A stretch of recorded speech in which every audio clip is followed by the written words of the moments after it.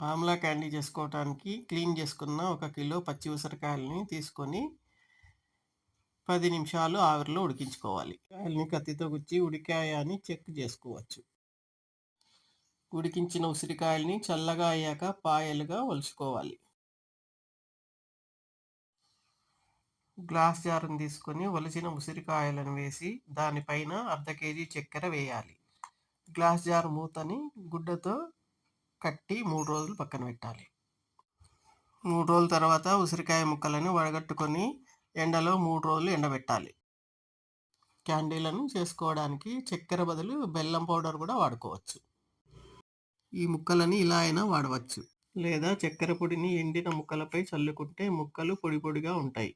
ఈ ముక్కలను air tight బాక్స్లో స్టోర్ చేసుకుంటే సంవత్సరం మొత్తం వాడుకోవచ్చు. వడగట్టిన జ్యూస్ని ఫ్రిడ్జ్లో స్టోర్ చేసి జ్యూస్లా వాడవచ్చు.